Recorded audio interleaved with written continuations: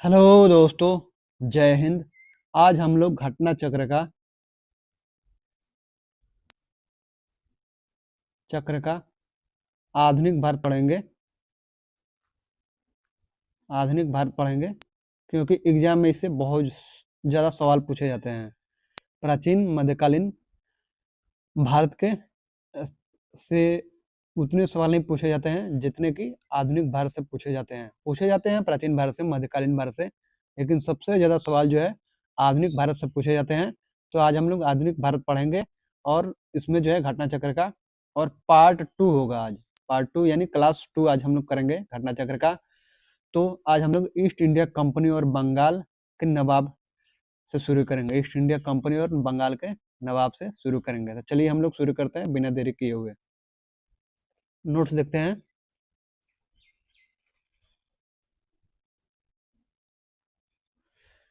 मुगल सम्राट द्वारा स्वतंत्र रूप से नियुक्त बंगाल का अंतिम गवर्नर मुर्शीद कुली खां था। यानी क्लास 1 हो चुका है, प्लेलिस्ट में है, आप लोग जाकर देख सकते हैं। तो पॉलिटी भी चल रहा है, प्लेलिस्ट में है। और आपका 7 क्लास पॉलिटी का हो चुका है। ज्योग्राफी का करीब करीब 6 या 7 क्लास हो चुका है। और ये हिस्ट्री का 8वां या 9वां क्लास है, लेकिन आधुनिक भारत का ये दूसरा क्लास है। तो चलिए हम लोग आगे बढ़ते हैं। मुगल सम्राट द्वारा स्वतंत्र रूप से नियुक्त बंगाल का अंतिम गवर्नर मुर्शीद कुली खां था। इसने अपनी राजधानी ढाका से मकसूदाबाद बनाई और नगर का नाम मुर्शिदाबाद रख दिया। इसने भूमि बंदोबस्त में इजारा व्यवस्था आरंभ की। इसने जो है भूमि बंदोबस्त में इजारा व्यवस्था आरंभ की। अलीवर्दी खां 1740 से 1756 जो है इसका समय काल है। ने यूरोपियों की तुलना जो है मधुमक्खियों से की तथा कहा कि यदि उन्हें न छेड़ा जाए तो वे शहद देंगी और यदि छेड़ा जाए तो वे काट काट कर मार डालेंगे।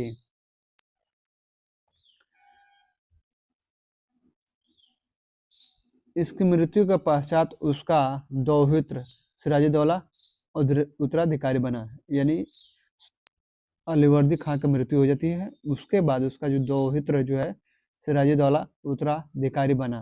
ब्लैक होल की कथित घटना जो है ब्लैक होल की कथित घटना 20 जून 1756 को सिराजुद्दौला को समय हुई थी। ब्लैक होल की कथित घटना 20 जून 1756 को सिराजुद्दौला के समय में हुई थी। जे जेड हॉलवेल जो शेष जीवित रहने वालों में से एक था के अनुसार 18 फीट लंबे 14 फीट 10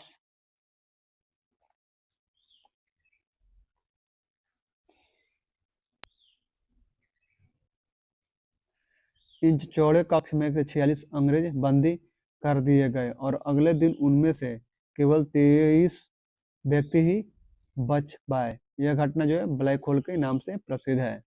समकालीन मुस्लिम इतिहासकार गुलाम हुसैन ने अपनी पुस्तक सियार उल मुतखैरिन, यानी कि समकालीन इतिहासकार कौन थे तो गुलाम हुसैन थे, और ये अपनी पुस्तक जो है सियार उल मुतखैरिन में इसका कोई उल्लेख नहीं किया है। हालांकि ब्लैक होल की घटना जो है को विश्वसनीयता से लेकर विद्वानों में मतभेद देखने को मिलता है। भारतवर्ष में ब्रिटिश साम्राज्य के संस्थापक लॉर्ड रॉबर्ट क्लाइव को माना जाता है, जिसने प्लासी का युद्ध, यानी कि प्लासी का युद्ध कब हुआ था 23 जून 1757 में बंगाल के नवाब सिराजुद्दौला को पराजित कर पहली बार भारत में ब्रिटिश प्रभुत्व की नींव रखी थी।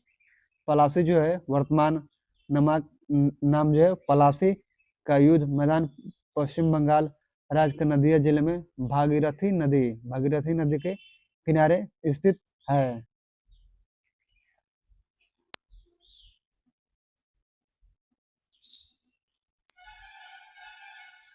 क्लाइव जो है भारत में बंगाल के गवर्नर के पद पर 1758 से 60 ईस्वी तथा 1765 से 67 ईस्वी तक रहा। इस दौरान उसने जो है अवध के नवाब शुजाउद्दौला और मुगल सम्राट शाह आलम द्वितीय के साथ इलाहाबाद की संधि की। अंग्रेज सैनिकों का एक श्वेत विद्रोह उसके समय में हुआ था। अंग्रेज सैनिकों का एक श्वेत विद्रोह जो है उसके समय में हुआ था। क्लाइव द्वारा बंगाल में सफलतापूर्वक एक लुटेरा राज्य की स्थापना की गई। क्लाइव द्वारा बंगाल में सफलतापूर्वक एक लुटेरा राज्य की स्थापना की गई। क्लाइव एक सैनिक के रूप में जननेता था। विलियम पिट का यह कथन था है कि वह स्वर्ग से उत्पन्न सेनानायक यानी ए हेवन बॉर्न जनरल था। वह स्वर्ग से उत्पन्न सेनानायक यानी कि ए हेवन बॉर्न जनरल था। अलीवर्दी खां को उत्तराधिकारी नवाबों में मीर कासिम 1760 से 63 ईस्वी सबसे योग्य था। पूर्णिया तथा रंगपुर के फौजदार के रूप में वह अपनी योग्यता पहले ही दर्शा चुका था। वह अपनी राजधानी मुर्शिदाबाद से कहाँ ले गया, तो मुंगेर ले गया। वह अपनी राजधानी मुर्शिदाबाद से मुंगेर ले गया। संभवतः वह मुर्शिदाबाद का षड्यंत्रमय वातावरण तथा कलकत्ता से दूर रहना चाहता था। वह मुर्शिदाबाद के षड्यंत्रमय वातावरण तथा कलकत्ता से दूर रहना चाहता था ताकि अंग्रेजों का हस्तक्षेप अधिक ना हो। मीर कासिम ने सेना का गठन यूरोपीय पद्धति पर करने का निश्चय किया।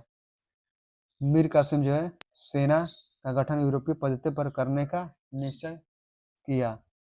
इसके द्वारा मुंगेर में तोपें तथा तोड़ेदार बंदूक यानी मैच लॉक गन बनाने की व्यवस्था की गई। इसका अतिरिक्त मीर कासिम राज्य की आर्थिक स्थिति को भी सुधारने के लिए प्रयत्नशील रहा। जिन अधिकारियों ने गबन किया था उन पर बड़े बड़े जुर्माने लगाए गए तथा कुछ नए कर पर भी उसके द्वारा लगाए गए। 22 यानी कि 22 या 23 अक्टूबर 1764 या 22 अक्टूबर हो सकता है या 23 अक्टूबर, तो 1764 को अंग्रेजों ने मीर कासिम, अवध के नवाब शुजाउद्दौला तथा दिल्ली के मुगल सम्राट शाह आलम द्वितीय की सम्मिलित सेना को बक्सर के युद्ध में परास्त किया। इस युद्ध में अंग्रेजों की कमान मेजर हेक्टर मुनरो के हाथ में थी। इस युद्ध के समय बेनसीटार्ड बंगाल का गवर्नर था। इस युद्ध के परिणाम ने प्लासी के निर्णयों पर मुहर लगा दी। इस युद्ध के उपरांत अंग्रेज भारत की प्रमुख शक्ति के रूप में उभरे। इलाहाबाद तक का प्रदेश अंग्रेजों के अधिकार में आ गया तथा दिल्ली विजय का मार्ग खुल गया। बक्सर का युद्ध भारतीय इतिहास में निर्णायक सिद्ध हुआ। बक्सर के युद्ध के समय बंगाल का नवाब मिर्जाफर तथा दिल्ली का शासक शाह आलम द्वितीय था। इलाहाबाद की प्रथम संधि 12 अगस्त 1765 के तहत मुगल बादशाह शाह आलम द्वितीय ने कंपनी को बंगाल, बिहार और उड़ीसा की दीवानी स्थायी रूप से दे दी। इलाहाबाद की द्वितीय संधि 16 अगस्त 1765 के तहत अवध के नवाब शुजाउद्दौला ने इलाहाबाद और काड़ा के जिले मुगल बादशाह शाह आलम द्वितीय को देने का वादा किया। इस समय रॉबर्ट क्लाइव बंगाल का गवर्नर था। इसी समय बंगाल में द्वैत शासन की शुरुआत हुई। कंपनी ने दीवानी कार्य के लिए 2 उप दीवान बंगाल के लिए मोहम्मद राजा खां तथा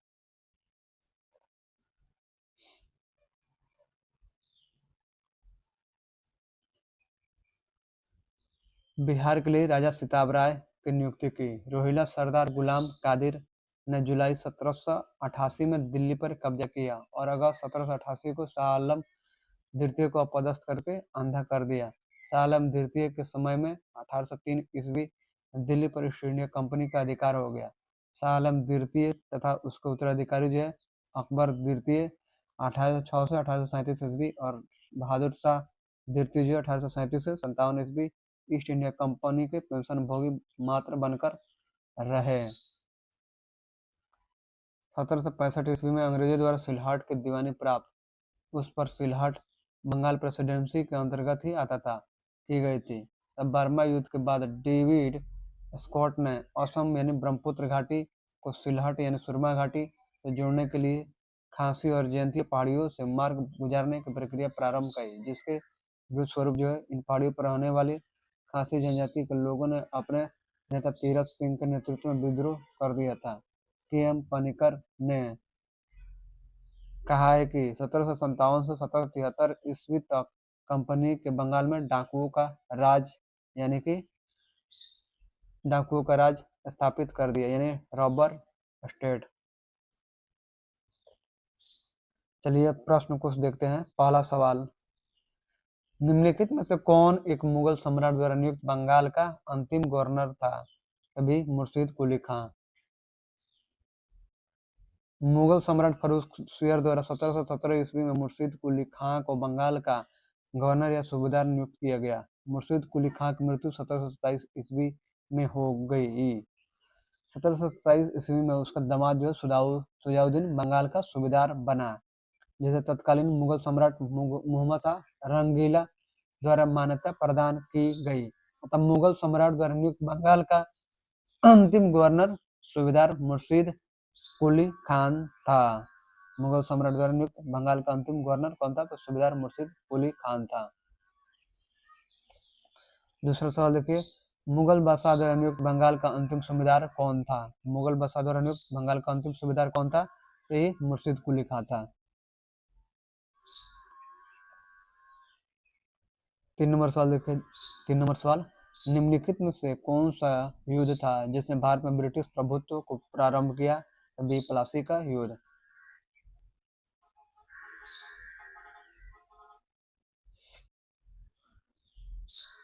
भारत में ब्रिटिश प्रभुत्व का प्रारंभ प्लासी के युद्ध से हुआ।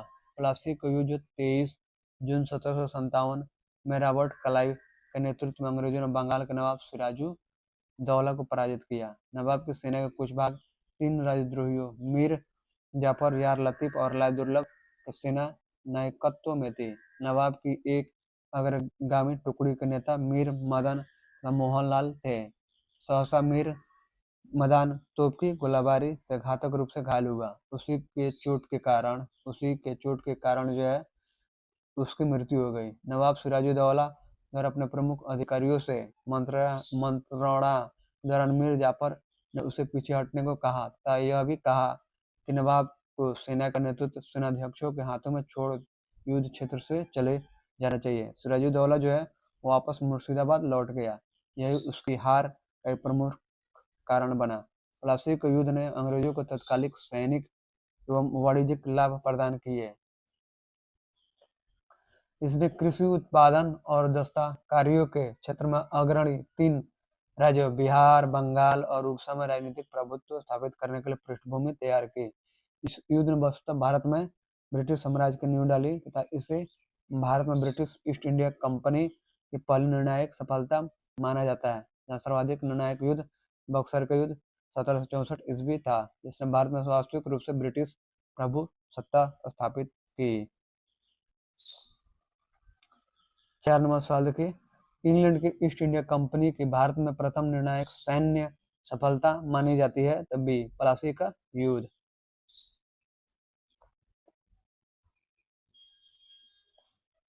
5 नंबर सवाल, प्लासी का युद्ध लड़ा गया था वर्ष भी 1757 में। 6 नंबर सवाल, सिराजुद्दौला लॉर्ड क्लाइव द्वारा परास्त हुआ था डैश के युद्ध में? तो आपका ये प्लासी के युद्ध में।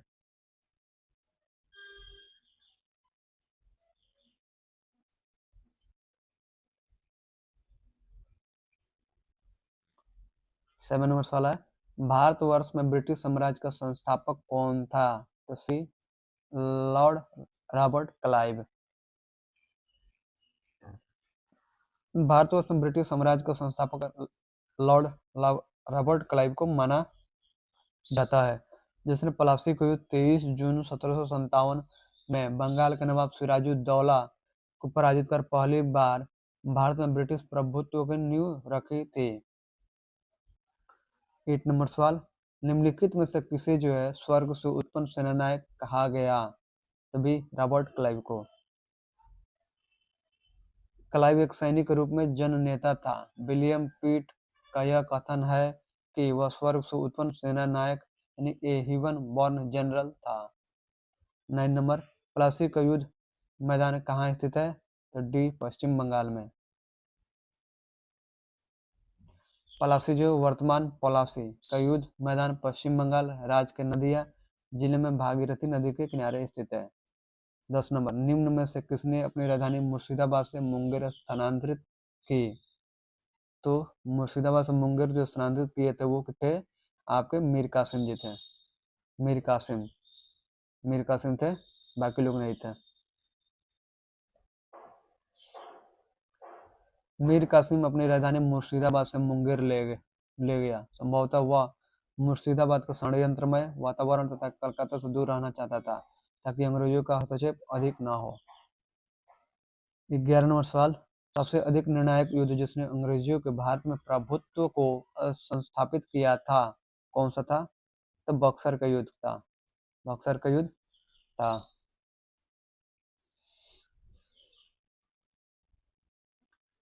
22 से 23 अक्टूबर 1764 को अंग्रेजों ने मीर कासिम, अवध के नवाब शुजाउद्दौला तथा दिल्ली के मुगल सम्राट शाह आलम द्वितीय की सम्मिलित सेना को बक्सर के युद्ध में परास्त किया। इस युद्ध में अंग्रेजों की कमान जो मेजर हेक्टर मुनरो के हाथ में थी। इस युद्ध के परिणाम ने प्लासी के निर्णयों पर मुहर लगा दी तथा इस युद्ध के उपरांत अंग्रेज भारत की एक प्रमुख शक्ति के रूप में उभरे। इलाहाबाद तक का प्रदेश अंग्रेजों के अधिकार में आ गया तथा दिल्ली विजय का मार्ग खुल गया। बक्सर के युद्ध के समय बंगाल का नवाब मीर जाफर था। बक्सर का युद्ध भारतीय इतिहास में निर्णायक सिद्ध हुआ। पी.ई. रॉबर्ट्स ने बक्सर के युद्ध के बारे में कहा है कि प्लासी की अपेक्षा बक्सर को भारत में अंग्रेजी प्रभुता की जन्मभूमि मानना कहीं अधिक उपयुक्त है। यदि बक्सर के युद्ध के परिणाम को देखा जाए तो कहा जा सकता है कि जहां प्लासी की विजय अंग्रेजों की कूटनीति का परिणाम थी, वहीं बक्सर के विजय को इतिहासकारों ने पूर्णतः सैनिक विजय बताया। प्लासी के युद्ध ने अंग्रेजों की प्रभुता बंगाल में स्थापित की, परंतु बक्सर के युद्ध ने कंपनी को एक अखिल भारतीय शक्ति का रूप दे दिया। 12 नंबर सवाल देखिए, अंग्रेजी ईस्ट इंडिया कंपनी द्वारा लड़े गए निम्नलिखित युद्धों में से कौन सा सर्वाधिक निर्णायक था? तो ए बक्सर की लड़ाई। 13 नंबर देखिए, निम्नलिखित में से कौन सा युद्ध जो है भारत में अंग्रेजों के आधिपत्य की स्थापना की दृष्टि से सबसे महत्वपूर्ण समझा जाता है? तो ए बक्सर। 14 नंबर, बक्सर के युद्ध के समय दिल्ली का शासक कौन था? तो डी शाह आलम द्वितीय। 15 नंबर सवाल देखिए, बक्सर की लड़ाई के समय बंगाल का नवाब कौन था? तो बी मीर जाफर।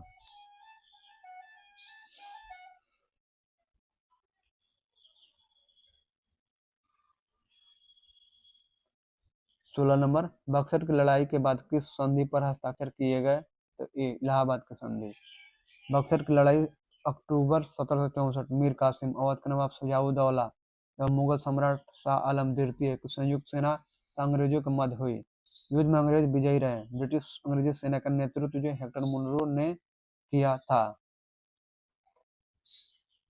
इस युद्ध की समाप्ति पर इलाहाबाद की दो संधियां 1765 ईस्वी हुई। इलाहाबाद की प्रथम संधि क्लाइव तथा मुगल सम्राट शाह आलम द्वितीय के मध्य हुई थी, जबकि इलाहाबाद की द्वितीय संधि जो क्लाइव तथा अवध के नवाब शुजाउद्दौला के मध्य हुई थी। 17 नंबर, निम्नलिखित में से जिस एक शासक ने ईस्ट इंडिया कंपनी को दीवानी प्रदान की थी वह था? तो सी शाह आलम द्वितीय।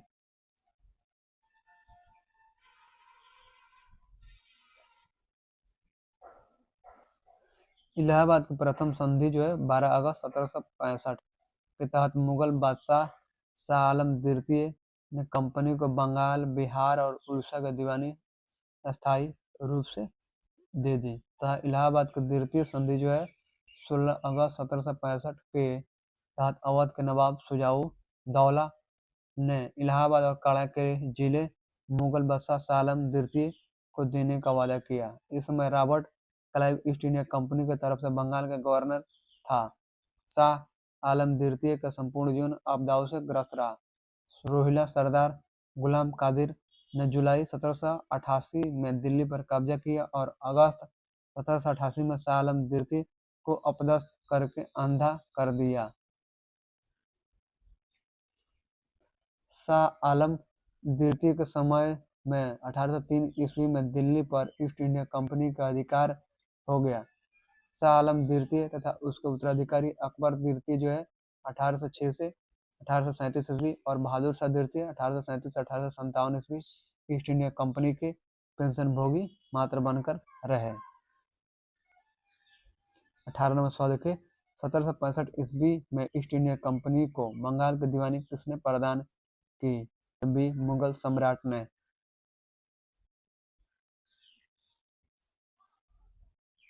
19 नंबर, किस गवर्नर के कार्यकाल में ईस्ट इंडिया कंपनी को शहंशाह शाह आलम द्वारा बंगाल, बिहार तथा उड़ीसा में दीवानी अधिकार दिए गए?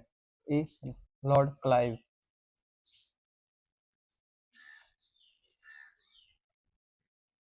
20 नंबर सवाल के, सम्राट शाह आलम द्वितीय ने ईस्ट इंडिया कंपनी को बंगाल, बिहार तथा उड़ीसा की दीवानी प्रदान की? 12 अगस्त 1765 को। 21 नंबर सवाल देखिए, इलाहाबाद की संधि के बाद रॉबर्ट क्लाइव ने मुर्शिदाबाद का उप दीवान किसे बनाया था? ए मोहम्मद रजा खान। इलाहाबाद की संधि के अनुसार भगोड़े सम्राट शाह आलम द्वितीय को अंग्रेजी संरक्षण में ले लिया गया तथा उसे इलाहाबाद में रखा गया। शाह आलम ने इलाहाबाद की संधि के प्रावधान के तहत कंपनी को बंगाल, बिहार, उड़ीसा की दीवानी स्थायी रूप से दे दी, जिसके बदले कंपनी जो है ईस्ट इंडिया कंपनी सम्राट को 26 लाख रुपए की वार्षिक पेंशन देने का वचन दिया था। नजमुद्दौला मीर जाफर का पुत्र को बंगाल का नवाब स्वीकार किया गया। इस समय कंपनी सीधे कर संग्रह करने का भार न तो लेना चाहती थी और न ही उसके पास ऐसी क्षमता थी। कंपनी ने दीवानी कार्य के लिए दो उप दीवान बंगाल के लिए मोहम्मद रजा खान तथा बिहार के लिए राजा सिताब राय की नियुक्ति की। मोहम्मद रजा खान जो उप नाजिम यानी नाइब नाजिम या नाइब दीवान के रूप में भी कार्य करते थे। मोहम्मद रजा खान जो है ब्रिटिश रेजिडेंटों के निरीक्षण में मुर्शिदाबाद से अपना कार्य करते थे तथा राजा सिताब राय पटना में इस पद नाइब नाजिम पर कार्यरत थे। इस प्रकार समझ दीवानी तथा निजामत का कार्य भारतीयों द्वारा ही चलता था, यद्यपि अधिकार कंपनी के हाथ में था। 22 नंबर, 1765 ईस्वी में दीवानी प्रदान किए जाने के बाद ब्रिटिश सबसे पहले निम्नलिखित में किस पर्वतीय जनजाति के संपर्क में आए? भी खासी। बंगाल की दीवानी प्राप्त करने के पश्चात ब्रिटिश जो 1765 ईस्वी में सिलहट आए थे। खासी जनजाति के लोग चावल, नमक, सूखी मछलियों के बदले रेशम, सूती सामान, लोहा, मोम, मधु एवं सींग का व्यापार करने हेतु सिलहट की सीमा पर पंडुआ में आते थे। खासी पर्वतों में पाए जाने वाले चूना पत्थर का उपयोग तब बंगाल में चूना पत्थर की मांग की पूर्ति हेतु किया जाता था। कुछ समय पश्चात ईस्ट इंडिया कंपनी के ब्रिटिश अधिकारी चूना पत्थर का व्यापार करने लगे, जिससे वे खासी जनजाति के संपर्क में आए।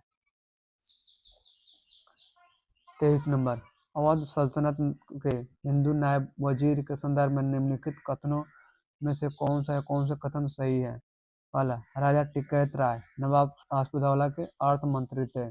दूसरा, अवध के नवाबों के राज में सामान्यतया कतिपय हिंदू जातियों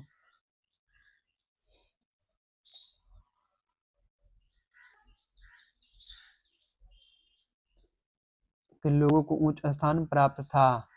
नीचे दिए कूट से सही उत्तर चुनना है, तो सी, एक और दो दोनों जो है सही है।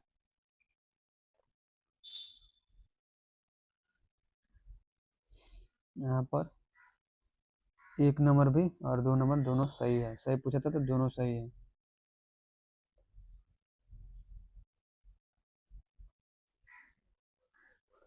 राजा टिकैत राय नवाब आसफाउद्दौला के दीवान या अर्थ मंत्री थे, अतः कथन एक सही है। अवध के नवाबों के राज में हिंदू अधिकारियों को भी उच्च पदों पर नियुक्ति की गई। उदाहरणतः आसफाउद्दौला के अर्थ मंत्री राजा टिकैत राय और राजा झाऊलाल और नवाब सफदरजंग ने राजा नवल राय को बख्शी और अवध का डिप्टी गवर्नर। कुछ सूत्रों में राजा नवल राय को अवध का गवर्नर भी कहा गया है के पद पर नियुक्त किया, अतः कथन 2 भी सही है। 24 नंबर सवाल देखिए, 18वीं शतक में भारत में लड़े गए युद्धों का निम्नलिखित में से सही कालानुक्रम कौन सा है? तो बी अंबर युद्ध, पलासी युद्ध, वनडीवास युद्ध और बक्सर युद्ध। 18वीं शताब्दी में भारत में लड़े गए प्रश्नगत युद्धों का सही कालानुक्रम इस प्रकार है। अंबर युद्ध अगस्त 1749, मुजफ्फर जंग, चंदा साहब तथा फ्रांसीसियों का संयुक्त सेनाओं ने बेलूर के समीप अंबर या अंबुर नामक स्थान पर कर्नाटक नवाब अनवरुद्दीन को पराजित कर उसकी हत्या कर दी। उसके उपरांत मुजफ्फर जंग दक्कन का सूबेदार बन गया। इस उपलक्ष्य में उसने अपने हितकारी डुप्ले को कृष्णा नदी के दक्षिणी भाग के मुगल प्रदेशों का गवर्नर नियुक्त कर दिया तथा उत्तरी सरकार के कुछ जिले भी फ्रांसीसियों को दे दिए। इसके अतिरिक्त मुजफ्फर जंग की प्रार्थना पर एक फ्रेंच सेना की टुकड़ी बुस्सी के नेतृत्व में हैदराबाद में तैनात कर दी गई। प्लासी युद्ध जून 1757। प्लासी युद्ध जो है 1757 जून 1757 अंग्रेजी तथा बंगाल के नवाब सिराजुद्दौला के मध्य युद्ध के परिणामस्वरूप अंग्रेजों को पूरे बंगाल पर नियंत्रण हो गया। क्लाइव ने मीर जाफर को बंगाल का नवाब बनाया। नवाब बनने के बाद मीर जाफर ने अंग्रेजों की उनकी सेनाओं के लिए 24 परगनों की जमींदारी से पुरस्कृत किया और क्लाइव को जो है 2,34,000 पाउंड की निजी भेंट दी। वनडीवास युद्ध जनवरी 1760 अंग्रेजों और फ्रांसीसियों के मध्य युद्ध में फ्रांसीसी पराजित हुए। अंग्रेजी सेना का नेतृत्व जो है सर आयरकूट ने, जबकि फ्रांसीसी सेना का नेतृत्व जो है काउंट डी लाली ने किया था।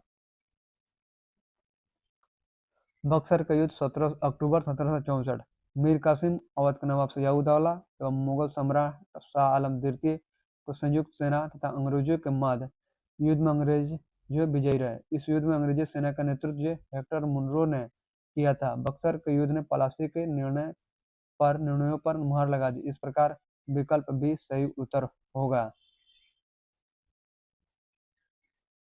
25 नंबर देखिए, उस फ्रांसीसी सेनापति का नाम बताइए जो 1760 के वनडीवास युद्ध में पराजित हुआ।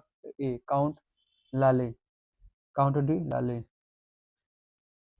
26 नंबर सवाल देखिए, वनडीवास का युद्ध 1760 में सी ब्रिटिश ने फ्रेंच को हराया। 27 नंबर सवाल देखिए, 1760 का प्रसिद्ध वनडीवास का युद्ध अंग्रेजों द्वारा किसके खिलाफ लड़ा गया? तो ए फ्रांसीसी। 28 नंबर सवाल देखिए, निम्नलिखित में से कौन सा युग्म सही सुमेलित है? तो बी वनडीवास का युद्ध फ्रांसीसी विरुद्ध ईस्ट इंडिया कंपनी। बक्सर का युद्ध जो है 22 से 23 अक्टूबर 1764 को अवध के नवाब सिराजुद्दौला, मुगल सम्राट शाह आलम द्वितीय, मीर कासिम के संयुक्त सेनाओं और अंग्रेजों के मध्य हुआ था। वनडीवास का युद्ध जो है 22 जनवरी 1760 को अंग्रेजों तथा फ्रांसीसियों के मध्य हुआ। इस युद्ध में फ्रांसीसी पराजित हुए। यही पराजय भारत में उनके पतन की शुरुआत थी। चिलियावाला का युद्ध जो है 23 जनवरी 1849 को लड़ा गया। इस युद्ध में अंग्रेजी सेना का नेतृत्व जो है लॉर्ड गफ ने किया। सिख सेना शेर सिंह के नेतृत्व में लड़ी। यह युद्ध अनिर्णित समाप्त हुआ। इस युद्ध के समय भारत के गवर्नर जनरल लॉर्ड डलहौजी था। खुर्दा का युद्ध जो है अन्ना खुरला का युद्ध या खारदा का युद्ध 1795 ईस्वी में हैदराबाद के निजाम के विरुद्ध मराठों द्वारा लड़ा गया। इसमें निजाम की क्या हुई? तो हार हुई। अतः स्पष्ट है कि बी युग ही सही सुमेलित है। 29 नंबर सवाल देखिए, निम्न में से किसने भारत में अंग्रेजों का सर्वाधिक विरोध किया? तो अंग्रेजों का सर्वाधिक विरोध किसने किया? अंग्रेजों का सर्वाधिक विरोध किया था आपका मराठों ने किया था। राजपूतों ने उतना नहीं किया था, मुगलों ने भी उतना नहीं, सिखों ने उतना नहीं किया, मराठों ने किया था सबसे ज्यादा विरोध।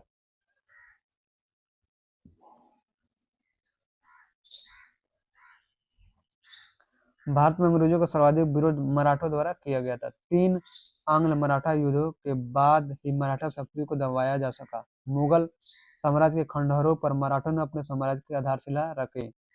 उन्हीं परिस्थितियों में अंग्रेजों ने भी लाभ उठाया। प्रथम आंग्ल मराठा युद्ध जो है में अंग्रेजों को मुंह की खानी पड़ी। साल भाई की संधि से प्रथम युद्ध बंद हुआ। वेलेस्ली ने 1802 ईस्वी में अपने सहायक संधि के जाल में पेशवा को बांध लिया। 1818 ईस्वी में लॉर्ड हेस्टिंग्स ने मराठों की रही सही शक्ति को समाप्त कर ब्रिटिश सर्वोच्चता की स्थापना की। क्षेत्रीय राज पंजाब और मैसूर के बारे में हम लोग अब पढ़ेंगे। तो चलिए शुरू करते हैं, नोट्स देखते हैं। रणजीत सिंह का जन्म जो 13 नवंबर 1780 को सुकरचकिया मिसल के मुखिया महासिंह के घर हुआ था। महाराजा रणजीत सिंह और अंग्रेजों के बीच 25 अप्रैल 1809 को अमृतसर की संधि हुई। उसने 1818 ईस्वी में मुल्तान, 1819 ईस्वी में कश्मीर और 1834 ईस्वी में पेशावर और खैबर पख्तूनख्वा को जीत लिया। 1798 ईस्वी में अफगानिस्तान के शासक जो है जमान शाह ने पंजाब पर आक्रमण किया। वापस जाते समय उसकी तोपें झेलम नदी, कुछ स्रोतों में चिनाब नदी का भी उल्लेख मिलता है, किंतु बहुत से आधिकारिक स्रोत और इतिहास की पुस्तकें झेलम नदी को ही सही मानती है में गिर गई। रणजीत सिंह ने उन्हें निकलवा कर वापस भिजवा दिया। 1799 ईस्वी में रणजीत सिंह ने लाहौर पर अधिकार कर लिया तथा उसे अपनी राजधानी बनाई। जमान शाह ने रणजीत सिंह को तोपें पहुंचाने तथा उनकी सेवा के बदले उन्हें राजा की उपाधि दी और लाहौर का अपना सूबेदार मान लिया। रणजीत सिंह ने 1802 ईस्वी में अमृतसर को भंगी मिसल से छीन लिया। तत्पश्चात पंजाब की राजनीतिक राजधानी लाहौर और धार्मिक राजधानी अमृतसर दोनों ही उसके अधीन आ गई। रणजीत सिंह एक युग शासक थे। उन्होंने कहा था, ईश्वर की इच्छा थी कि मैं सब धर्मों को एक निगाह से देखूं, इसलिए उसने दूसरी आंख की रोशनी ले ली। अहमद शाह अब्दाली के वंशज शाह शुजा ने रणजीत सिंह को कोहिनूर हीरा प्रदान किया था। 1839 ईस्वी में रणजीत सिंह की मृत्यु के बाद उसका पुत्र जो है खड़क सिंह सिंहासन पर बैठा। उसे अफीम खाने की आदत थी। इसके शासन काल के दौरान दरबार में दो विरोधी दलों संधावालिया सरदार अंतर सिंह, चेत सिंह बाजवा का सहयोगी लहना सिंह तथा उनके भतीजे अजीत सिंह और डोगरा बंधुओं ध्यान सिंह, गुलाब सिंह तथा सुचेत सिंह की प्रतिद्वंदिता के कारण पंजाब में अराजकता फैल गई। चिलियावाला का युद्ध 13 जनवरी 1849 को लड़ा गया। इस युद्ध में अंग्रेजों की सेना का नेतृत्व लॉर्ड गफ ने किया था तथा सिख सेना शेर सिंह के नेतृत्व में लड़ी। यह युद्ध अनिर्णित समाप्त हुआ। इस युद्ध के समय भारत के गवर्नर जनरल लॉर्ड डलहौजी था। महाराजा दिलीप सिंह सिख साम्राज्य के अंतिम शासक थे। उन्होंने 1843 से 1849 ईस्वी तक शासन किया। दिलीप सिंह ने सिख धर्म छोड़कर 1853 ईस्वी में ईसाई धर्म को अपनाया था। 1886 ईस्वी में उन्होंने पुनः सिख धर्म को स्वीकार कर लिया। उन्होंने रूस की यात्रा भी की थी। इनका निधन जो अक्टूबर 1893 में पेरिस यानी फ्रांस में हो गया था। इनकी अंत्येष्टि इंग्लैंड में हुई थी। 1849 ईस्वी में द्वितीय आंग्ल सिख युद्ध की समाप्ति पर अंग्रेजों द्वारा पंजाब का विलय कर लिया गया तथा दिलीप सिंह को पेंशन देकर 1854 ईस्वी में ब्रिटेन भेज दिया गया।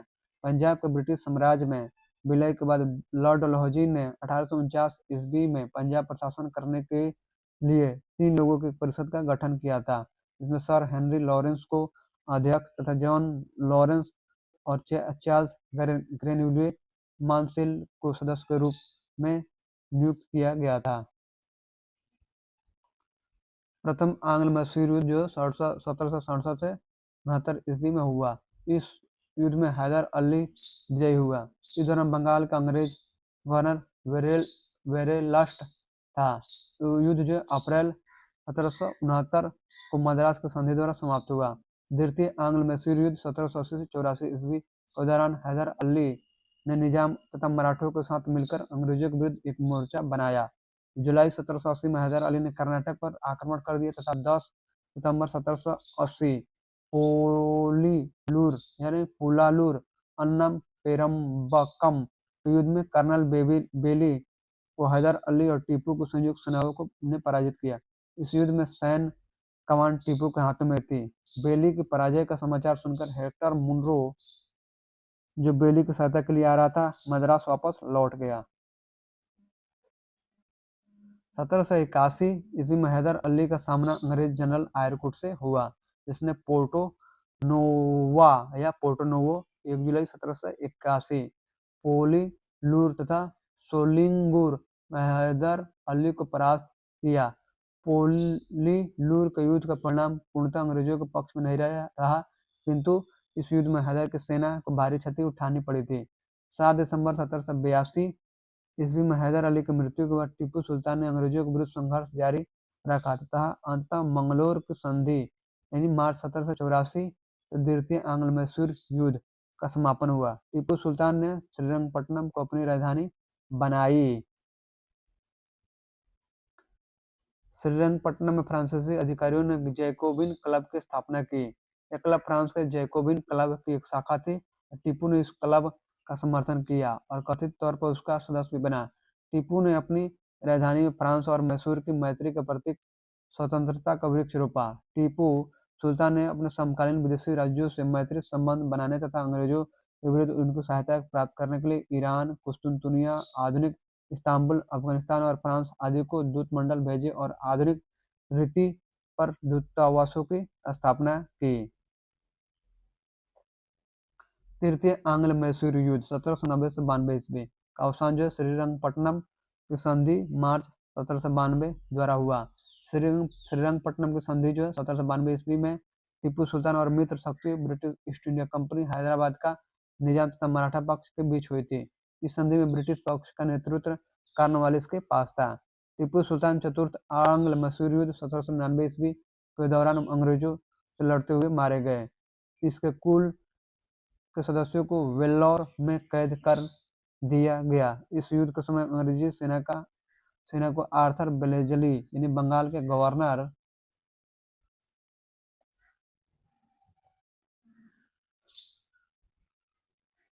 जनरल लॉर्ड बेलेजली 1798 से 1805 ईस्वी का भाई और स्टुअर्ट जैसे योग्य सेनापतियों ने अपना नेतृत्व प्रदान किया। मैसूर को जीतने की खुशी में आयरलैंड के पियरेज के तहत राजा लॉर्ड वेलेजली को मार्क्विस की उपाधि प्रदान की गई। युद्ध के बाद अंग्रेजों ने मैसूर की गद्दी पर पुनः वडियार वंश के एक बालक कृष्णराज वडियार तृतीय को बिठा दिया तथा कनारा, कोयम्बटूर, श्रीरंगपट्टनम आदि को अपने राज्य में मिला लिया। बेगम समरू लगभग 1750 से 1836 ईस्वी ने एक अति प्रसिद्ध चर्च का निर्माण मेरठ के निकट सरधना में कराया था। कुछ स्रोतों में बेगम समरू की जन्मतिथि 1753 ईस्वी में भी मिलती है। बेगम समरू के पति एक यूरोपीय वाल्टर रेनहार्ड सांब्रे थे, जिन्होंने कई रियासतों को सैन्य सेवाएं प्रदान की थी। सरधना के जागीर वाल्टर रेनहार्ड सांब्रे अतः समरू को मुगल बादशाह शाह आलम द्वितीय के शासनकाल में नजफ खां ने दी थी। अपने पति की मृत्यु के बाद बेगम समरू सरधना की शासिका बनी थी। प्रश्न कुछ देखते हैं। पहला सवाल, रणजीत सिंह के राज्य में सम्मिलित था? डी, श्रीनगर सम्मिलित था। रणजीत सिंह का जन्म जो 13 नवंबर 1780 को शुकरचकिया मिसल के मुखिया महासिंह के घर हुआ था। महाराजा रणजीत सिंह और अंग्रेजों के बीच 25 अप्रैल 1809 को अमृतसर की संधि हुई। संधि का वास्तविक प्रभाव जो है तात्कालिक प्रभाव यह हुआ कि रणजीत सिंह का सतलज पार के राज्यों के ऊपर प्रभुत्व जमाने का स्वप्न टूट गया। परंतु दूसरी ओर जैसा कनिंघम ने कहा है कि रणजीत सिंह को पश्चिम दिशा में प्रसार करने की खुली छूट मिल गई। उसने जो 1818 ईस्वी में मुल्तान, 1819 ईस्वी में कश्मीर और 1834 ईस्वी में पेशावर और खैबर पख्तूनवा को जीत लिया। इस प्रकार प्रश्नगत विकल्पों में श्रीनगर रणजीत सिंह के राज्य में सम्मिलित था। 2 नंबर सवाल देखिए, रणजीत सिंह का संबंध किस मिसल से था? तो डी, शुकरचकिया। 3 नंबर, रणजीत सिंह किस मिसल से संबंधित है? तो ए, शुकरचकिया मिसल से।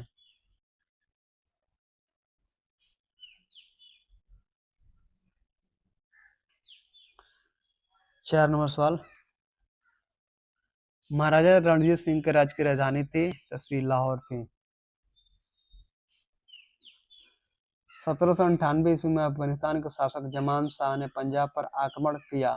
वापस जाते समय उसकी तोपें जो झेलम नदी, कुछ स्रोतों में चिनाब नदी का उल्लेख मिलता है, किंतु बहुत से आधिकारिक स्रोतों और इतिहास की पुस्तकें झेलम नदी को ही सही मानती है में गिर गई।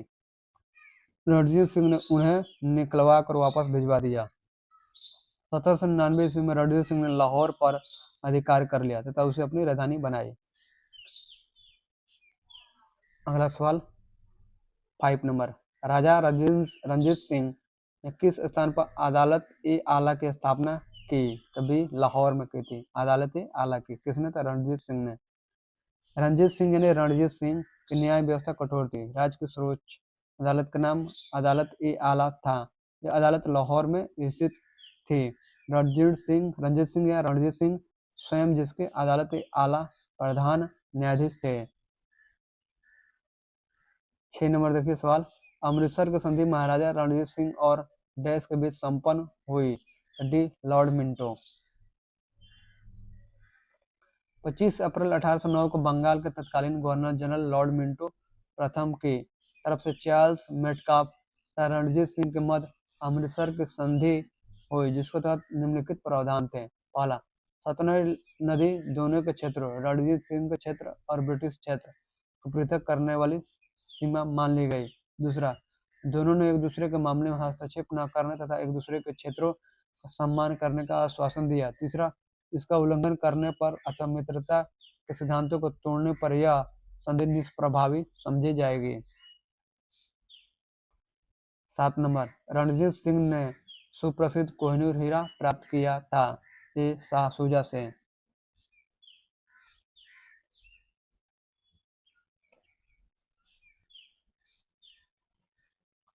पंजाब अहमद शाह अब्दाली के साम्राज्य का भाग था, परंतु 1772 ईस्वी में उसकी मृत्यु के पश्चात मुल्तान, कश्मीर इत्यादि कुछ छोटे छोटे भागों को छोड़कर शीर्ष पर सिख मुस्लिमों का अधिकार हो गया।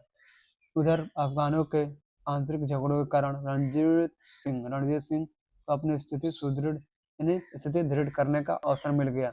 1803 ईस्वी में अहमद शाह अब्दाली का पौत्र शाह शुजा काबुल की गद्दी पर बैठा, परंतु उसके भाई शाह मसूद ने शक्तिशाली बरकजई सरदारों फतह खां और दोस्त मोहम्मद की सहायता से उसे 1809 ईस्वी में अपदस्थ कर दिया तथा स्वयं कश्मीर और पेशावर पर अधिकार कर लिया। इसी अवसर पर शाह शुजा ने काबुल का राज प्राप्त करने के लिए रणजीत सिंह से सहायता मांगी और उन्हें कोहिनूर यानी कोह-ए-नूर हीरा भेंट किया। 8 नंबर सवाल, निम्नलिखित में किसने कहा था ईश्वर की इच्छा थी कि मैं सब धर्म को एक निगाह से देखूं, इसलिए उसने दूसरी आंख की रोशनी ले ली?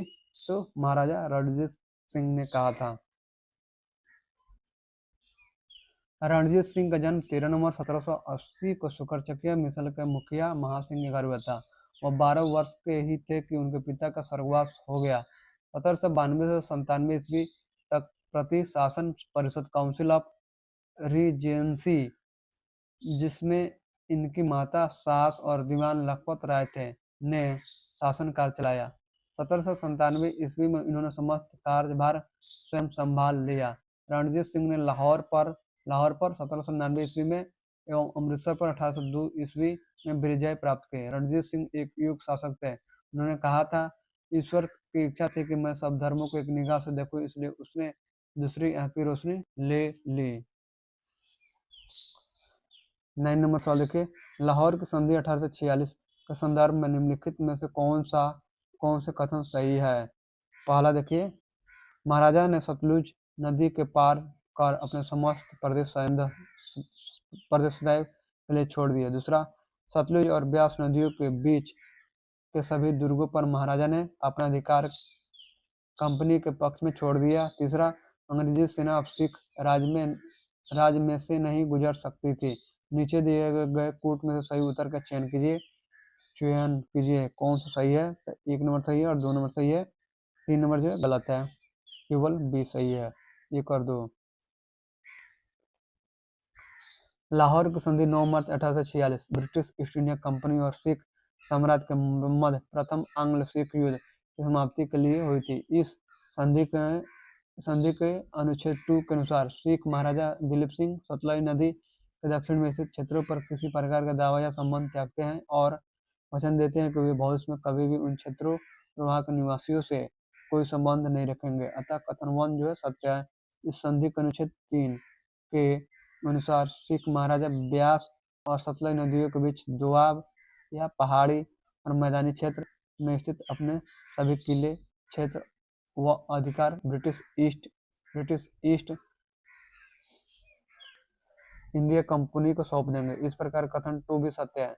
लाहौर के संधि के अनुच्छेद 10 के अनुसार यह स्पष्ट तौर पर कहा गया है कि ब्रिटिश सरकार अपने अथवा सहयोगी क्षेत्रों की रक्षा हेतु पूर्व सूचना देकर सिख महाराजा के क्षेत्रों लाहौर से होकर अपनी सेना ले जाने की अनुमति होगी। कथन 3 असत्य है। 10 नंबर, महाराजा रणजीत सिंह के उत्तराधिकारी थे तभी खड़क सिंह। 1839 ईस्वी में रणजीत सिंह की मृत्यु के बाद उनका पुत्र खड़क सिंह जो है सिंहासन पर बैठा। 11 नंबर, सिख राज्य का अंतिम राजा कौन था? डी, दिलीप सिंह।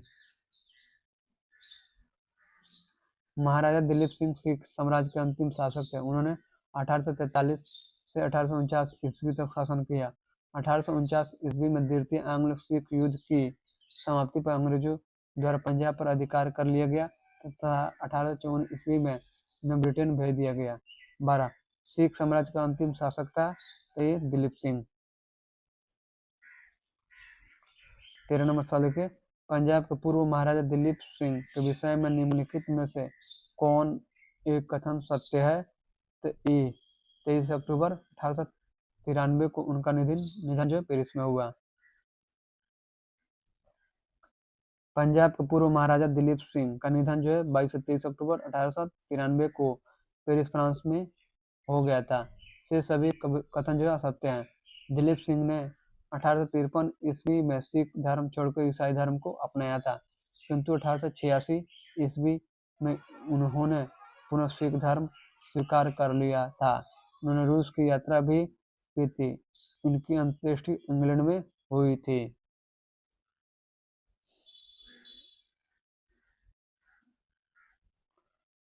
14 नंबर सवाल देखिए, पंजाब के विलय के संबंध में निम्नलिखित में से कौन सा कथन असत्य है?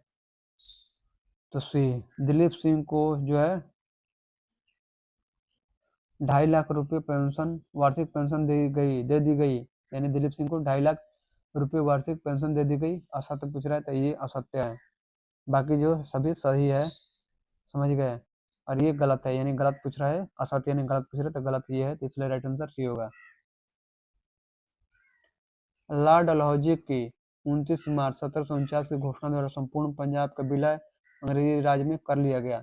महाराजा दिलीप सिंह को ईस्ट इंडिया कंपनी से अपने रिश्तेदारों और राज्य के कर्मचारियों के भरण पोषण के लिए प्रति वर्ष न्यूनतम 4 लाख रुपए और अधिकतम 5 लाख यानी न्यूनतम जो है 40,000 पाउंड और अधिकतम 50,000 पाउंड रुपए की पेंशन निर्धारित की गई और उन्हें जो है 1854 ईस्वी में शिक्षा प्राप्त करने हेतु इंग्लैंड भेज दिया गया। 15 नंबर सवाल, पंजाब के विलय के पश्चात पंजाब पर शासन करने के लिए निम्नलिखित में से कौन तीन की परिषद का सदस्य नहीं था? निम्नलिखित में कौन 3 की परिषद का सदस्य नहीं था? ए और डी, ए और डी नहीं था। पंजाब के ब्रिटिश साम्राज्य में विलय के बाद लॉर्ड डलहौजी ने 1849 ईस्वी में पंजाब पर शासन करने का 3 लोगों की एक परिषद का गठन किया था, जिसमें सर हेनरी लॉरेंस ठीक है को अध्यक्ष तथा जॉन लॉरेंस और चार्ल्स ग्रेनविले मॉन्सेल के सदस्य के रूप में नियुक्त किया गया था। एच.एम. इलियट और रॉबर्ट मोंटगोमरी इस परिषद से संबंधित नहीं थे। रॉबर्ट मोंटगोमरी और एच.एम. इलियट जो संबंधित नहीं थे, यानी कि कौन नहीं था, संबंधित नहीं था। सवाल यहाँ पर पूछा था क्या था कि कौन जो है 3 की परिषद का सदस्य नहीं था, तो ये नहीं था और ये नहीं था, ये था और ये था, और आपका कौन था? चार्ल्स ग्रेनविले था। एक और लिखिए, चार्ल्स ग्रेनविले जो था, चार्ल्स ग्रेनविले ये वाला ये था, और ये था सर हेनरी लॉरेंस था अध्यक्ष और जॉन लॉरेंस था। चलिए अगला सवाल देखते हैं। 16 नंबर सवाल, प्रथम आंग्ल मैसूर युद्ध जो है 1767 से 69 ईस्वी में कौन विजयी हुआ? बी, हैदर अली विजयी हुआ।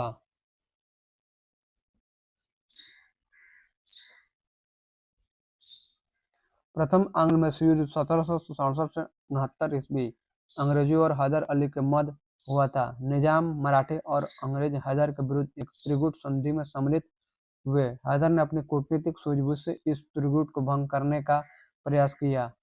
अब उसने मराठियों को धन देकर और निजाम को प्रदेश का प्रलोभन देकर अपनी ओर मिला लिया और फिर कर्नाटक पर आक्रमण किया। अंग्रेजों की प्रारंभिक सफलता के कारण निजाम पुनः अंग्रेजों की ओर चला गया।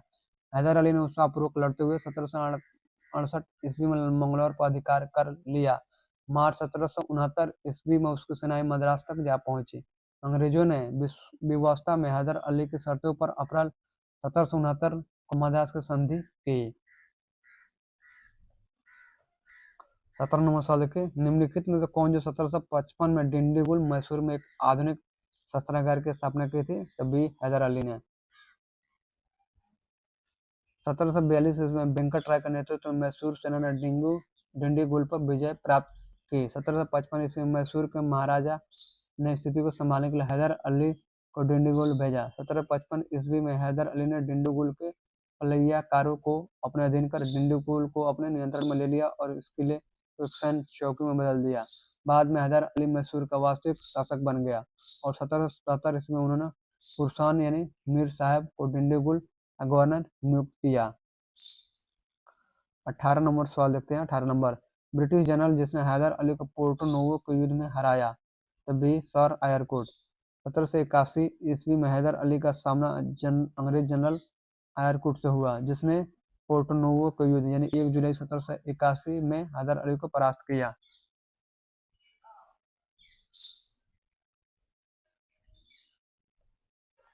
19 नंबर, टीपू सुल्तान ने अपनी राजधानी बनाई? तो ये श्रीरंगपट्टनम है।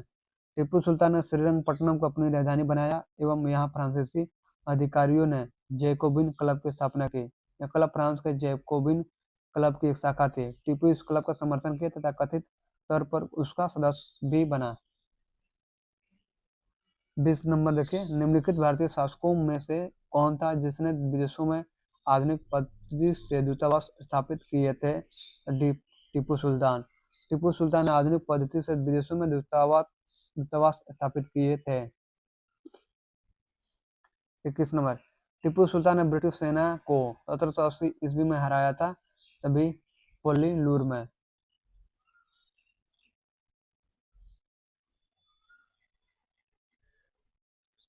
हैदर अली और टीपू सुल्तान ने मराठों तथा निजाम के साथ एक समझौता कर लिया तथा फ्रांसीसियों की सहायता का वचन ले लिया तथा कर्नाटक पर जुलाई 1780 में आक्रमण करके अर्काट पर अधिकार कर लिया। तत्पश्चात 10 सितंबर 1780 को हैदर अली और टीपू की संयुक्त सेनाओं ने पोल्लीलूर अन्नम पेरुम्बकम के युद्ध में कर्नल बेली को बुरी तरह पराजित किया।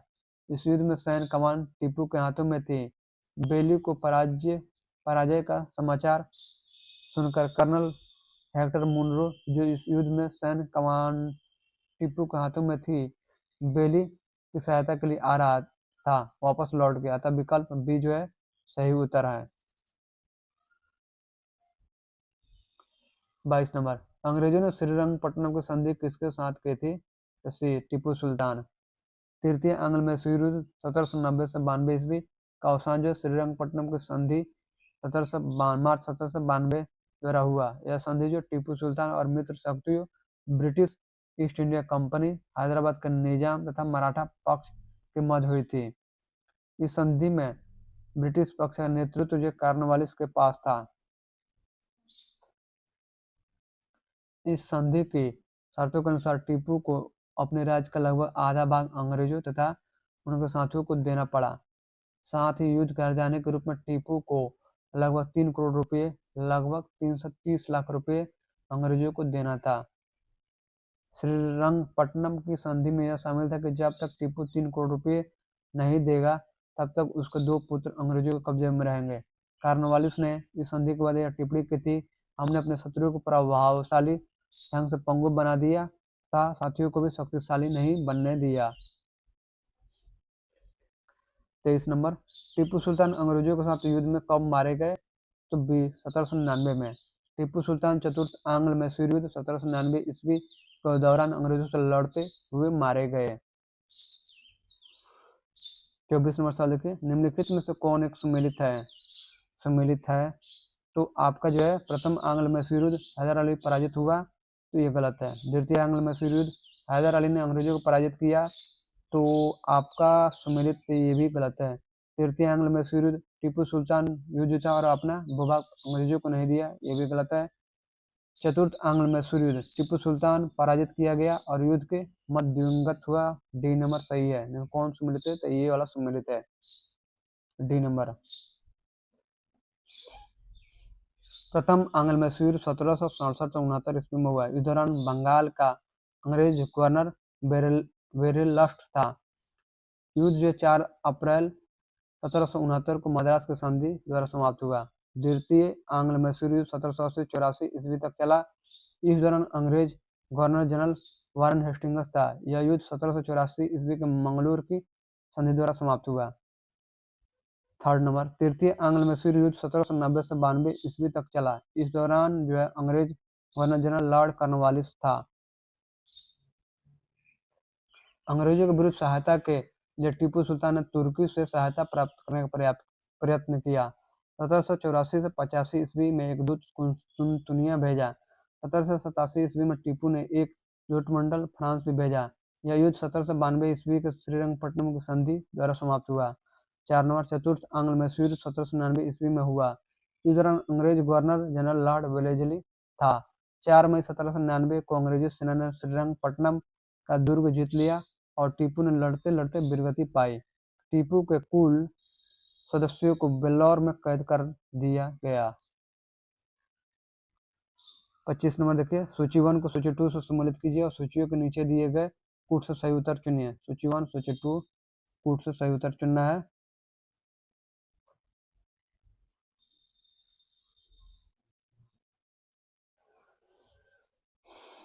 तो इलाहाबाद की संधि जो है आपका हुआ था 1765 में हुआ था।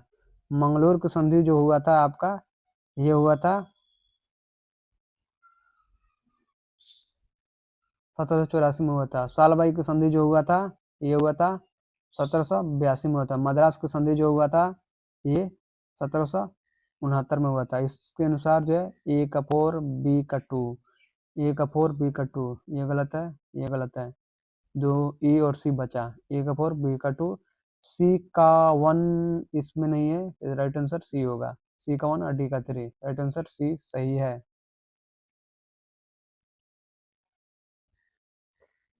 इलाहाबाद की प्रथम संधि अंग्रेजों और मुगल सम्राट शाह आलम द्वितीय के मध्य 12 अगस्त 1765 को हुई थी, जबकि इलाहाबाद की द्वितीय संधि अंग्रेजों और अवध के नवाब शुजाउद्दौला के बीच 16 अगस्त 1765 को हुई।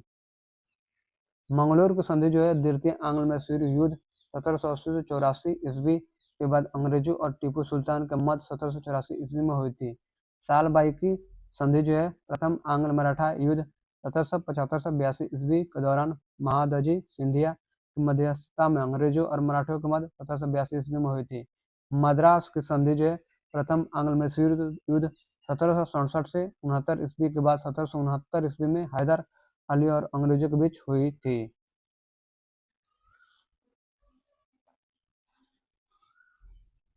26 नंबर सवाल देखिए, बेगम समरू ने एक अति प्रसिद्ध चर्च का निर्माण करवाया, तो सी सरधाना में। बेगम समरू लगभग 1750 से 1836 ईस्वी ने एक अति प्रसिद्ध चर्च का निर्माण मेरठ के निकट सरधाना में कराया था। बेगम समरू की जन्म तिथि को लेकर 1750 ईस्वी और 1753 ईस्वी के बीच विवाद है, इसलिए कुछ स्रोतों में यह तिथि 1753 ईस्वी में भी मिलती है।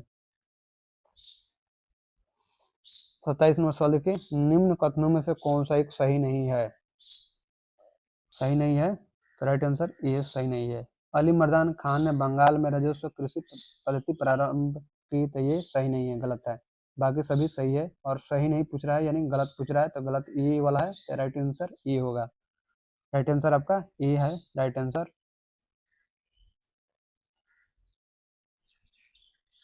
ये आपका राइट आंसर है। रणजीत सिंह ने तोपखाने पर अधिक बल दिया था। लाहौर तथा अमृतसर में तोपे, गोला और बारूद बनाने के कारखाने लगाए गए। आमेर के सवाई जय सिंह ने यूक्लिड के रेखा गणित के तत्वों का संस्कृत में अनुवाद कराया। सवाई जय सिंह ने जयपुर, दिल्ली, बनारस, मथुरा तथा उज्जैन नगरों में 5 वेधशालाएं भी बनवाई। टीपू सुल्तान ने श्रृंगेरी मंदिर में शारदा देवी की मूर्ति के निर्माण के लिए धन दिया था। जबकि बंगाल में राजस्व कृषि पद्धति प्रारंभ करने का श्रेय जो अली मर्दान खां को नहीं बल्कि मुर्शीद कुली खान को है। 28 नंबर सवाल देखिए, निम्नलिखित कथनों पर विचार कीजिए। पहला, पानीपत के तृतीय युद्ध में अहमद शाह अब्दाली ने इब्राहिम लोदी को पराजित किया। दूसरा, तृतीय आंग्ल मैसूर युद्ध में टीपू सुल्तान की मृत्यु हुई। तीसरा, प्लासी के युद्ध में सिराजुद्दौला की पराजय के लिए मीर जाफर ने अंग्रेजों से मिलकर षड्यंत्र रचा। उपर्युक्त कथनों में से कौन सा सही है? तो बी, केवल 3 सही है। केवल 3 सही है। राइट आंसर आपका केवल 3 सही है। सही पूछ रहा है तो केवल 3 सही है। और पानीपत के तृतीय युद्ध में अहमद शाह ने, ये गलत है। तृतीय आंग्ल मैसूर में टीपू सुल्तान की मृत्यु हुई, ये भी गलत है। 3 नंबर आपका सही है। चलिए हम लोग आगे देखते हैं। 14 जनवरी 1761 को पानीपत की तीसरी लड़ाई में अहमद शाह अब्दाली ने सदाशिवराव भाऊ का नेतृत्व वाली मराठा सेना को बुरी तरह परास्त किया। जी.एन. सरकार के अनुसार मराठ में संभवतः कोई परिवार ऐसा नहीं होगा जिसने कोई न कोई संबंधी न खोया हो, तथा कुछ परिवारों का तो सर्वनाश ही हो गया। 1790 से 92 ईस्वी में हुआ तीसरे आंग्ल मैसूर युद्ध में टीपू सुल्तान केवल पराजित हुआ था, उसकी मृत्यु नहीं हुई थी। श्रीरंगपट्टनम की संधि से युद्ध विराम संपन्न हुआ। टीपू की मृत्यु जो 1799 ईस्वी में चतुर्थ आंग्ल मैसूर युद्ध में हुई थी। प्लासी का युद्ध जो 1757 ईस्वी में मीर जाफर ने अंग्रेजों से मिलकर सिराजुद्दौला के विरुद्ध षड्यंत्र रचा था। अन्य षड्यंत्रकारियों में साहूकार जगत सेठ, राय दुर्लभ तथा अमीर चंद्र प्रमुख थे, अतः केवल तीसरा कथन ही सत्य है। चलिए आगे देखते हैं। तो आज के लिए यहीं तक। कल से हम लोग पढ़ेंगे गवर्नर जनरल और वायसराय के बारे में पढ़ेंगे। तो तब तक के लिए अपना ख्याल रखिए, अपने माता पिता, परिवार, समाज, अपने देश का ख्याल रखिए। अपने माता पिता, परिवार, अपने देश से प्यार कीजिए। लाइफ में सफल होइए, मेहनत कीजिए, अपने सपनों को पूरा कीजिए। जय हिंद, जय भारत, भारत माता की जय। चैनल को लाइक, सब्सक्राइब और कमेंट जरूर कीजिए। तो ये क्लास आज दूसरा था, आधुनिक भारत का क्लास दूसरा था, और हम लोग घटना चक्र पढ़ रहे हैं। क्लास 1 हो चुका है आधुनिक भारत का, आज क्लास 2 है। कल जो है हम लोग यहाँ से पढ़ेंगे गवर्नर जनरल और वायसराय के बारे में पढ़ेंगे, क्लास 3 में पढ़ेंगे। तो चलिए इजाज़त दीजिए। जय हिंद, जय भारत। चैनल को सब्सक्राइब कीजिए, क्योंकि आप यहाँ पर हमेशा फ्री में पढ़ेंगे। अभी मेरे पास उतने संसाधन नहीं है, फिर भी मैं आपको पढ़ा रहा हूँ, और उस लेवल का नहीं पढ़ा रहा हूँ जिस लेवल का मैं पढ़ाना चाहता हूँ, या उसके कारण है कि मेरे पास संसाधन नहीं है, इसलिए मैं उस तरीके से नहीं पढ़ा पा रहा हूँ। मेरे पास डिजिटल बोर्ड नहीं है कि मैं उस तरीके से पढ़ाऊँ। बहुत सारे लोगों के पास डिजिटल बोर्ड है, लेकिन उस तरीके से नहीं पढ़ा पाते हैं। मेरे पास सिर्फ डिजिटल बोर्ड नहीं है, इसलिए मैं उस लेवल का नहीं पढ़ा रहा हूँ, संसाधन भी नहीं है। तो इसके लिए मैं आप लोगों से अभी के लिए माफ़ी चाहता हूँ। जब मेरे पास डिजिटल बोर्ड हो जाएंगे, मैं आप लोगों को उस लेवल का पढ़ाऊँगा जिस लेवल का जो है कोर्स खरीदने के बाद पढ़ाया जाता है। 10,000, 15,000, 20,000 का कोर्स खरीदते हैं, उसमें पढ़ाया जाता है। एनसीईआरटी तो भाई कहीं भी उस लेवल का नहीं पढ़ाया गया। मैं दिल्ली से लेकर पटना से लेकर हर जगह देख चुका हूँ। उस लेवल का एनसीईआरटी कोई भी किसी भी कोचिंग के द्वारा नहीं पढ़ाया गया। जिस लेवल का मैं चाहता था, तो मैं आप लोगों को उस लेवल का पढ़ाऊंगा एनसीईआरटी फ्री में। और जो भी पढ़ाऊंगा आगे जब डिजिटल बोर्ड होगा, तो एकदम क्रमबद्ध तरीके से पढ़ाऊंगा। जिस तरह से आप कोर्स खरीदने के बाद पढ़ते हैं ना, क्रमबद्ध तरीके से, जैसे हिस्ट्री, उसके बाद ज्योग्राफी, उसके बाद पॉलिटी, ऐसे नहीं कि अभी घटना चक्र पढ़ रहे हैं, उसके बाद करंट अफेयर्स एसपीडी का पढ़ लेंगे, कभी एडिटोरियल के डाल लेंगे, कभी कुछ। तो यूट्यूब पर वो व्यू के लिए वो लोग डालते हैं कुछ। मैं बस तो ऐसे ही अभी डाल रहा हूँ या पढ़ा रहा हूँ, लेकिन मेरा व्यू इस तरह से पढ़ाने का नहीं है। मैं एक क्रमबद्ध तरीके से बेहतरीन ढंग से पढ़ाऊंगा, और जो भी फ्री में पढ़ना चाहता है वो फ्री में पढ़े, क्योंकि स्टूडेंट है, स्टूडेंट के पास पैसे उसके माँ बाप के दिए हुए पैसे होते हैं, उसके पास खुद के पैसे नहीं होते हैं। तो बहुत सारे कोचिंग जो है आजकल धंधा कर रहे हैं, सिर्फ धंधा हो रहा है, समझ गए, सिर्फ धंधा। मेरा कोचिंग चले, मेरा बिजनेस चले, धंधा बन चुका है। और यहाँ पर कोई गुरु और कोई टीचर नहीं है। गुरु बनने की प्रक्रिया जो है प्राचीन काल में गुरु कैसे बनाया जाता था, अगर ये आप सुन लेंगे या पढ़ लेंगे तो आपका दिमाग समझ में आ जाएगा कि यहाँ पर कोई गुरु नहीं है। रही बात टीचर की, तो टीचर लोग पहले थे, अब नहीं है। अब सिर्फ धंधा हो रहा है, हर जगह धंधा। बच्चा पढ़े या ना पढ़े उससे कोई मतलब नहीं है, सिर्फ पैसा चाहिए, सिर्फ पैसा बनाना है, धंधा खुल रहा है, धंधा। समझ गए? पढ़ाई का स्तर बहुत ज़्यादा गिर रहा है। अभी फिर कल या परसों का न्यूज़ में आया है कि 1 करोड़ टीचर हैं, 1 करोड़ टीचर हैं, और 1 करोड़ टीचर तो है, हो चुके हैं पढ़ाने वाले। लेकिन शिक्षा जो है ना, शिक्षा जो है नीचे दिन पर दिन नीचे गिरती जा रही है। अभी जो न्यूज़ में आया है, करंट न्यूज़ का है, शिक्षा जो है बहुत ज़्यादा नीचे गिर रही है, बहुत ज़्यादा स्तर नीचे गिर रहा है।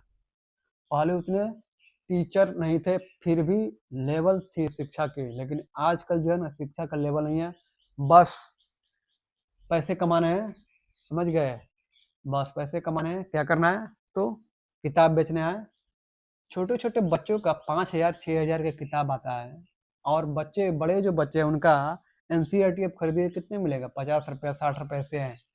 और ये जो छोटे बच्चे हैं 1 क्लास 2 क्लास में पढ़ते हैं, इनके एक किताब 500 600 में मिलते हैं। पता नहीं उसमें मतलब क्या हीरा रहता है, कि पता नहीं क्या रहता है, क्या पढ़ाते हैं ये लोग। उसके बाद बड़े बड़े शहरों में जाइए, वहाँ पर पूछेंगे कि आपके माँ बाप पढ़े लिखे हैं कि नहीं, पढ़े लिखे हैं तभी एडमिशन होगा, नहीं होंगे तो नहीं होता। क्यों? इसलिए कि पढ़े लिखे होंगे तभी तो वो घर पर पढ़ाएंगे। स्कूल वाले काम का है, कोई काम नहीं है। बस आपको पढ़ाना है, आप पढ़ाइए, आपका बच्चा है, हम सिर्फ पैसा लेंगे। ठीक है? पहले के ज़माने में लोग कोचिंग से उतना नहीं पढ़ते थे। पहले के ज़माने में स्कूल से ही उनकी पढ़ाई होती थी। स्कूल से ही उस लेवल तक पहुँचे हैं। उसके बाद धीरे-धीरे शुरू हुआ कोचिंग का। 10th क्लास में बच्चे जो बोर्ड के एग्ज़ाम देने जाते थे वो पढ़ते थे। 10वीं क्लास में जो बच्चे थे तो वो पढ़ते थे। उसके बाद 9th क्लास, उसके बाद 8th क्लास, उसके बाद धीरे-धीरे आजकल के बच्चे जो है नीचे से शुरू, जो बच्चा है ना वो भी स्कूल जा रहा है, स्कूल से आकर वो भी कोचिंग जा रहा है। और उसके बाद भी पूछने पर कुछ आता है नहीं। पूछने पर कुछ आता नहीं है, स्टैंडर्ड बहुत ज़्यादा गिर गया है। समझ गए? सीखने की जो कला है वो नहीं रह गई है। सिर्फ़ और सिर्फ़ टाइम पास हो रहा है, सिर्फ़ धंधा हो रहा है। तो ये सब देखकर बहुत ही दुःख होता है। तो मुझे धंधा नहीं करना है, मैं कोई धंधेबाज नहीं हूँ, ठीक है? बड़े-बड़े जो कोचिंग धंधा कर रहे हैं ना, उनके जैसा धंधेबाज नहीं हूँ, ना ही मैं कोई बिज़नेसमैन हूँ। मैं आप लोगों को अपना दोस्त समझता हूँ, और आप लोग अपना दोस्त समझ सकते हैं मुझे। तो इसलिए एक दोस्त होने के नाते मैं आप लोगों को फ्री में पढ़ाता हूँ, और पढ़ाऊँगा आगे चलकर हमेशा, जब तक मैं पढ़ाऊँगा। मेरा कोई कोर्स नहीं जाएगा। तो ये लोग सिर्फ़ धंधा बना रहे हैं, धंधा करना है। अरे धंधा करना है तो कोई और भी क्षेत्र है, बहुत सारे क्षेत्र हैं, वहाँ पर धंधा कर सकते हो। शिक्षा को धंधा बना लिया है आप लोगों ने। दिन पर दिन स्थिति गिरती जा रही है। शिक्षा को धंधा बना लिया गया है। सिर्फ़ पैसे कमाने हैं, हर जगह। एक न्यूज़ आया था, उसमें पिता की सैलरी जो है 30,000 है। मैं पहले भी बता चुका हूँ, पिता की सैलरी 30,000 है, अब बच्चे का फीस 70,000 है। क्या पढ़ाएगा पिता? क्या पढ़ाएगा? तो इसलिए जो है ना, सिर्फ धंधा बन चुका है। मैं जहाँ रहता हूँ ना, वहाँ पर 5 किलोमीटर के अंदर में 14 से 15 स्कूल हैं। करीब-करीब 14-15 स्कूल हैं, ऐसे काउंट किया था। करीब 14 या 15, बहुत दिन पहले काउंट किया था। 14 से 15 स्कूल हैं, और किसी भी स्कूल में टीचर नहीं है उस लेवल का पढ़ाने वाले। मेरा भाई है छोटा, वो 10th क्लास में पढ़ता है, और एक हाँ 10th क्लास में पढ़ता है, और बहन है, वो दोनों। और अभी अभी इसी महीने में स्कूल छोड़ दिए हैं। पता है क्यों? क्योंकि उस स्कूल में पढ़ाने वाले टीचर नहीं है। पढ़ाने वाले टीचर है ही नहीं। मात्र 2 टीचर है, एक मैथ पढ़ाते हैं बस। वो भी मैथ पढ़ाते हैं तो बोलता है कि पता नहीं, मुँह में ही बोलते हैं, समझ में नहीं आता है उनका मैथ। स्पष्ट नहीं बोलते हैं, मुँह में ही बोलते हैं, बहुत धीरे बोलते हैं। बच्चों को स्पष्ट सुनाई नहीं देता है, दूसरा समझ में नहीं आता है। और एक टीचर है, जो एक ही टीचर है, समझ लीजिए कि एक ही टीचर है जो फिजिक्स पढ़ाते हैं, यानी साइंस पढ़ाते हैं, और इंग्लिश पढ़ाते हैं। बाकी जो सब्जेक्ट गया तेल लेने। समझ गए? तो ये लोग बार-बार जो है ना, जो स्कूल के जो आपके हेड, जो मतलब प्रिंसिपल हैं, उनको बता रहे थे कि सर पढ़ाई नहीं हो पा रहा है, ठीक है? बोर्ड का एग्ज़ाम है, समझ गए? अगले साल एग्ज़ाम होगा फरवरी में, और अभी तक जो है कुछ भी पढ़ाई नहीं हो पा रहा है। टीचर को लाइए, लाइए, लाइए। बस सुन रहे थे, हाँ आएँगे, आएँगे, नहीं आ रहा है। तो बच्चा थोड़ा ना रहेगा, इसलिए वो लोग छोड़ दिए। अब वो आकर जो है घर पे बोल रहे हैं कि क्यों छोड़ दिया, नहीं नहीं छोड़ना चाहिए था, पढ़ना चाहिए था। तो भाई क्यों नहीं छोड़ेगा? आपके स्कूल में टाइम पास करने के लिए तो नहीं जाएगा, उसका समय भी बर्बाद होगा, पढ़ाई भी नहीं होगा। एग्जाम देने वो जाएगा कि आप जाएंगे? रिजल्ट उसका खराब होगा कि आपका खराब होगा? भविष्य उसका खराब होगा कि आपका खराब होगा? ताने लोग उसको देंगे या आपको देंगे? आपको तो बस पैसे से मतलब है कि आएंगे बच्चे, पढ़ाई हो चाहे मत हो, बस पैसे लेना है, बस पैसे लेना है। मैं जब 10th क्लास में था मैंने भी छोड़ दिया था। मैं अपने स्कूल में पहली बार ऐसा हुआ था कि उसके मेरे से पहले जो सीनियर लोग थे, यानी कि जब मैं 9th क्लास में था और जब 10th क्लास में जो पढ़ते थे वो लोग पूरा पढ़ के गए थे, उनके समय तक पढ़ाई अच्छा हो रहा था। जब मैं 10th में जब गया उसके बाद से ना करीब करीब आपका सितंबर आ गया, सितंबर समझ गए, सितंबर महीने आ गया और समझ गए, और किसी चैप्टर में 2 पेज पढ़ाया गया था, मतलब 2 चैप्टर पढ़ाया गया था, किसी में 1 चैप्टर पढ़ाया गया था, किसी में 3 चैप्टर पढ़ाया गया था, ऐसे ही पढ़ाया गया था। मुझे बस समझ में आया कि मैं दिन भर जाता हूँ, 10 बजे से जाता हूँ, शाम को 3 बजे तक स्कूल में रहता हूँ और उसका 2 चैप्टर, 1 चैप्टर किसी दिन टीचर आता है, किसी दिन नहीं आता है तो आकर बकवास करने लगता है, इधर-उधर की बात करने लगता है, टाइम पास हो रहा है। और जो स्कूल के जो भी हैं ये, इनको सिर्फ़ पैसे चाहिए, इनको हमारे जो भविष्य से कोई मतलब नहीं है। कोई मतलब नहीं है। तो वहीं पर क्या हुआ कि मैंने स्कूल छोड़ दिया। जब छोड़ दिया तो मेरे माता-पिता बोले स्कूल क्यों छोड़ा? तो मैंने बता दिया कि ये कारण है, तब वो कुछ नहीं बोले। क्योंकि ज़ाहिर-सी बात है कि आपका भविष्य खराब होगा, स्कूल में जो पढ़ाने वाला टीचर उनको थोड़ा ना होगा। आपका रिज़ल्ट खराब होगा, आपको टेंशन होगा, आपका भविष्य खराब होगा। उनको क्या है, एग्ज़ाम देने आप जाइएगा, लिखना आपको होगा। मैंने छोड़ दिया और खुद से पढ़ाई करना शुरू किया, ठीक है? जब 10 दिन तक मैं क्लास नहीं गया, स्कूल नहीं गया, तो मेरे जो भी दोस्त थे वो मतलब सोचने लगे कि पढ़ने क्यों नहीं आ रहा है। तो पता लगाते हुए आए मेरे घर और पूछे, मिले, तो मैंने पूरी कहानी बता दी, तो उनको भी समझ में आया कि हाँ ये बात जो कह रहा है सही कह रहा है, तो वो भी छोड़ दिया। जब वो छोड़ दिए, लड़कियां भी छोड़ दी, समझ गए। और ये सिलसिला जब वहां से शुरू हुआ मेरे समय से, और मैंने स्टार्ट किया था, और वहां से अब तक चल रहा है, उसी स्कूल के बता रहा हूँ जिसमें मेरी बहन पढ़ती है, मेरा भाई जो इस समय 10th क्लास में वो भी। तो वहां से शुरू हुआ, उसको पहले तक नहीं हुआ था, कभी भी नहीं हुआ था। और मैंने वहां जब छोड़ा और वहीं से हर साल शुरू हुआ है कहानी। उसके बाद मेरे से जो छोटी थी उस समय, मेरे से छोटी बहन, 2 बहन थी एक ही क्लास में, समझ गए। जो मैं अभी जो बता रहा हूँ वो बता रहा हूँ मेरी चाचा की लड़का है और मेरे चाचा की जो है लड़की है, ठीक है, बहन है। और उस समय जो है मैं 10th में पढ़ता था और 9th में मेरी बहन पढ़ती थी, मेरी अपनी बहन और बड़े पापा की बहन, समझ गए।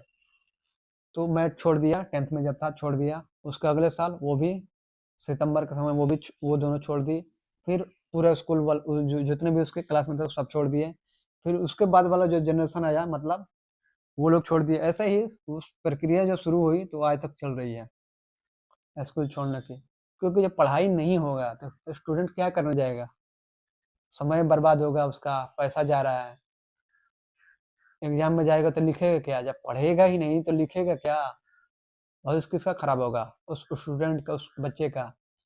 स्कूल के टीचरों का, स्कूल के लोगों का क्या है? उनको तो सिर्फ धंधा कमाना है। और मेरे इलाके में 14 से 15 स्कूल है 5 किलोमीटर में, और किसी भी स्कूल में उस लेवल का टीचर है ही नहीं। किसी भी स्कूल में, सारे स्कूल जो है ना, सबको सारे स्कूल को मैं देख चुका हूँ, सिर्फ टाइम पास हो रहा है। पढ़ाई जो पहले होती थी ना, वो अब हो ही नहीं रही है। सिर्फ धंधा खोलने के लिए पूरा का पूरा स्कूल खोला गया है, पूरा धंधा खोलने के लिए, सिर्फ धंधा। तो चलिए, इसलिए मैं फ्री में पढ़ाना चाहता हूँ और फ्री में पढ़ाऊंगा आगे तक। तो चैनल को सब्सक्राइब कीजिए क्योंकि ये आपका चैनल है। जय हिंद, जय भारत, भारत माता की जय।